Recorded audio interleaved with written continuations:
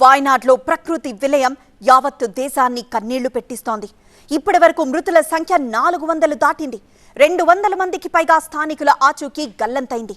ఇప్పటికీ చాలా మంది శిథిరాల కింద కూరుకుపోయినట్లు అంచనా. తప్పిపోయిన వారి కోసం వాయనాడ్లో 7వ రోజు రెస్క్యూ ఆపరేషన్ కొనసాగుతూనే ఉంది. రెస్క్యూ ఆపరేషన్లో 1300 మంది సైనికులు మోహరించారు. ఇప్పటివరకు 1100 మందిని రక్షించారు రెస్క్యూ టీం. ఆసుపత్రిలో ఇంకా 200 మంది బాధితులు చికిత్స పొందుతున్నారు. ప్రకృతి వరప్రసాదంగా భావించే కేరళలో ఇంతటి విషాదం చోటు చేసుకోవడం అందరినీ కలిచివేస్తోంది.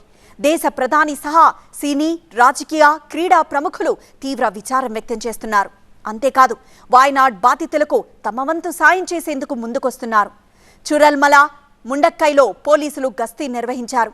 ఈ 2 ప్రాంతాల్లోనూ ఖాళీగా ఉన్న ఇళ్లల్లో చోరీ ఘటనలు వెలుగులోకి రావడంతో పోలీసులు ఈ చర్య తీసుకున్నారు. పోలీసుల అనుమతి లేకుండా సహాయక చర్యల కోసం కూడా ఎవ్వరూ ఈ ప్రాంతాల్లోకి ప్రవేశించడం నిషేధించారు. ఎవరైనా ప్రవేశిస్తే కఠిన చర్యలు తీసుకుంటామని హెచ్చరించారు.